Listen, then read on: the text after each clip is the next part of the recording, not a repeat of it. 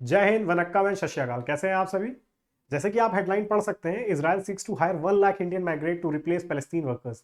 क्या है news? Israel ने क्यों भारत के वर्कर्स को अपने देश में बुलाया है काम करने के लिए, उसके बारे में जानेंगे। क्या ये ठीक अपॉर्चुनिटी है कि नहीं, इसके बारे में भी जानेंगे। और साथ ही साथ अगर जिनको इजराइल के युद्ध के बारे में नहीं पता है, उनको भी थोड़ी बहुत एक मैं बर्ड आई व्यू देने की कोशिश करूंगा, यानी कि एक ऊपर ऊपरी एक नॉलेज आपको देने की कोशिश करूंगा।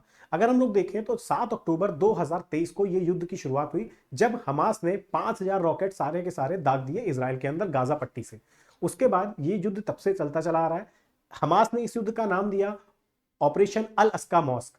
और जब इसराइल ने इसको रिटेलिएट किया, यानी कि जब दोबारा उस पर हमला किया, तो उसका नाम रखा गया ऑपरेशन आयरन डोम। जब युद्ध चल रहा था तो बहुत मासूमों लोगों की जानें जा रही थी। इसराइल का कहना है कि जो मेरे 250 इनोसेंट जूस को जो बंदी बना के रखा, यहूदियों को बंदी रखा है, उनको छोड़ो, तब मैं वहां पे बॉम्बिंग करना खत्म करूंगा। ठीक है। और साथ ही साथ हम लोग ने देखा राफा बॉर्डर के बारे में भी जाना, राफा बॉर्डर कहां पड़ता है। फिर हमने देखा कि जब इनोसेंट लोगों की जान जा रही थी, तब भारत ने भी ऑपरेशन अजय चलाया, जिसके तहत हम लोगों ने वहां पे जो भारत के नागरिक थे उनको भी वहां बाहर निकालने की कोशिश करी। तो ये युद्ध चल ही रहा है, तो उसी वक्त ये न्यूज सामने आती है। टाइम्स ऑफ इंडिया की आप हेडिंग देख सकते हैं कि 1 लाख इंडियन माइग्रेंट्स चाहिए as a labour, as a मजदूर कह सकते हैं, कि वहां पे जाके काम करें। कारण क्या है? जैसे कि आप जानते होंगे कि इसराइल के अंदर एक कॉन्स्क्रिप्शन करके एक हमारी सर्विस चलती है, कॉन्स्क्रिप्शन।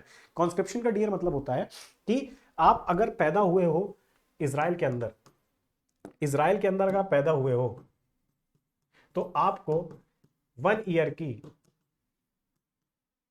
मतलब स्ट्रिक्ट आपको मिलिट्री ट्रेनिंग करनी पड़ेगी, कंपलसरी मिलिट्री ट्रेनिंग करनी पड़ेगी। तो उसके चक्कर में क्या हो रहा है कि वॉर के, और पॉपुलेशन की इसराइल की कितनी है? इसराइल की अगर पॉपुलेशन हम लोग देखें तो केवल और केवल 90 लाख के अराउंड है।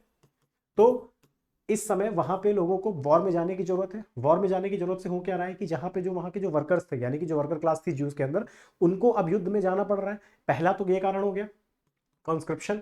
दूसरा कारण बात करें, उसमें मोस्ट ऑफ दी जो काम करते थे, उसमें अगर 60-40 का रेशियो रहता था, तो 40% पैलेस्टीनियन भी काम करते थे इसराइल के अंदर आके। सुबह काम करते थे, शाम को वापस चले जाते थे। तो जो पैलेस्टीनियन वर्कर्स हैं उनके ऊपर पैलेस्टीनियन पैलेस्टीनियन पैलेस्टीनियन वर्कर्स के मिसट्रस्ट का कारण है। मिसट्रस्ट का मतलब क्या हुआ? पैलेस्टीनियन के मिसट्रस्ट का मतलब ये हुआ कि उनके ऊपर भरोसा नहीं, कब वो उपद्रव करने लग जाए, है ना, कब वो हमास का सहारा देने लग जाए, हमास को सपोर्ट देने लग जाए। तो दो कारण है इसके यहाँ पे। ठीक है। और दूसरी अगर बात करें क्या जो लेबर्स को बुलाया है, तो अगर हम लोग बात करते हैं human development index, human development index, क्या भारत के जो माइग्रेंट्स बुलाया उनका जाना सही है कि नहीं? अगर हम बात करते हैं किसी भी देश के पैरामीटर को नापना है कि वहां पे रहना खाना, है ना, जीना, या फिर वहां पे क्वालिटी ऑफ एजुकेशन कैसी है, तो सबसे एक बढ़िया है हमारा पैरामीटर होता है यूएन ह्यूमन डेवलपमेंट इंडेक्स आता है जो हमारा, जिसमें इसराइल की रैंक है 22nd। क्या ये बात समझ में आई? इंडिया की रैंक काफी पीछे है, मगर इंडिया को कंपेयर नहीं करना है, क्योंकि इसमें कई सारे फैक्टर्स भी होते हैं, पॉपुलेशन भी होती है, इकोनॉमी भी होती है। ठीक है। किसका सपोर्ट आपको मिल रहा है? जैसे इसराइल पूरे सपोर्ट यूएसए पे है, तो वहां पे $1 से इकोनॉमी अच्छी है वहां की। वहीं मैं पैलेस्तीन की बात करूं, पैलेस्तीन लोगों की बात करूं, तो उनकी लाइफ इतनी अच्छी नहीं है। उनका जो ह्यूमन डेवलपमेंट इंडेक्स में 106 नंबर पे है। और जो नॉर्मल इसराइल के लोग हैं, वो 2.5 से लेके 3 लाख रुपए कमाते हैं। अब कई लोग इंडिया में आएगा, ये तो बड़ा अच्छा मौका है, बिल्कुल आप जा सकते हो, मगर याद रखिएगा हमास वहां से रॉकेट भी छोड़ रहा है। डरा नहीं रहा हूं। वहां का जो आयरन डोम सिस्टम है इसराइल का, वो भी एक्टिवेट हो चुका है। एरो डिफेंस सिस्टम जो आयरन डोम से भी अच्छा डिफेंस सिस्टम है, वो भी उन्होंने एक्टिवेट कर दिया, तो कोई इतनी दिक्कत नहीं है। ठीक। अगर पैलेस्टीनियन लोगों की बात करें, तो उनकी जो आम लोगों की सैलरी होती थी 70,000 से लेकर 80,000 के बीच में सैलरी है उनकी। इसी वजह से उनको जब मौका दिखता था कि हम, जब पीस टाइम चल रहा था, तो पैलेस्टीनियन के लोग जो थे इसराइल में जाके बस जाते थे। ठीक है, बस जाते थे या काम करने लग जाते थे। तो हम देख सकते हैं। और इंडिया ही क्यों, पाकिस्तान को क्यों नहीं, बांग्लादेश को क्यों नहीं?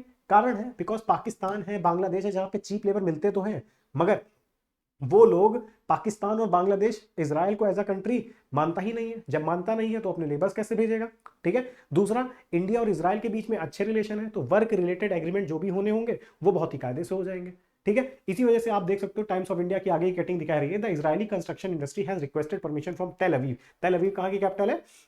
हमारी इसराइल की। Authorities to hire up the 1 lakh Indian labour as a replacement for the Palestinian workers according to reported by the Voice of America. ठीक है। और अभी हम लोग ने देखा, अगर मैप की बात करें, तो मैप में हम लोग देखेंगे कि ये जो हमारा है, यहां से नॉर्थ गाजा इसराइल कब्जा कर चुका है। और जो इस वाले बॉर्डर को मैंने आपसे डिस्कस भी किया था, इसको राफा बॉर्डर बोलते हैं। याद रखिएगा, राफा बॉर्डर इजिप्ट का सनाई पेनिनसुला वाला इजिप्ट का एरिया, और गाजा पट्टी का एरिया को राफा बॉर्डर बोलते हैं, जो अलग करता है। क्या ये बात क्लियर हो गई कि नहीं क्लियर हो गई? ये जेरूसलम है, यहाँ पे यूएन ने इसको मैंडेटरी इनक्लेव बना के रखा हुआ है, जिसके अंदर जेरूसलम का भी, जहां पे जो ज्यूज हैं यानी कि जो इजरायली हैं उनका भी यहाँ पे निवास स्थान है, साथ ही साथ जो यहाँ पे हमारे इस्लामिक हैं यानी कि जो मुस्लिम धर्म से रिलेटेड है उनका भी, और जो पैलेस्टीनियन है उनका भी रिलेटेड है। याद रखिएगा जो इजराइल है, इजराइल 3 धर्म के बीच में फंसा हुआ देश है। पहला कौन सा है? पहला तो ज्यूज जिसको यहूदी भी बोलते हैं, दूसरा है क्रिश्चियन और तीसरा है हमारा इस्लामिज्म। ठीक है, शुरुआत में जब 1948 में इंडिपेंडेंस हुई थी तो लड़ाई इन दोनों के बीच में चल रही थी। आज के समय क्रिश्चियन साइड हो गए, अब किसकी बात में चल रही है? ज्यूज और इस्लाम के बीच में चल रही है। मैप को आराम से याद रखिएगा, और याद रखिएगा जो जॉर्डन एक ऐसी कंट्री है जो मेडिटेरियन सी से बॉर्डर शेयर नहीं करती है। क्या ये बात क्लियर होगी? आई होप कि ये बात समझ में आई होगी क्यों कारण था इंडियाई के वर्कर्स को बुलाने का, क्योंकि यहाँ के लेबर चेप्स है। और हम चाइना के लेबर्स क्यों नहीं बुलाए? क्योंकि चाइना के लेबर्स उतने अफोर्डेबल नहीं है जितने भारत के साथ, तो भारत के साथ इजराइल के बहुत ही अच्छे संबंध है। ठीक है, भारत ने कई सारे इक्विपमेंट भी यहां से खरीदे हुए हैं। जल्दी से एक इक्विपमेंट का बताइएगा, कौन सा एक ड्रोन है जो कि हम लोगों ने इजराइल से खरीदा हुआ है, हम लोगों ने उसको इंपोर्ट किया हुआ है। सेशन अच्छा लगे तो please like share and subscribe. जय हिंद।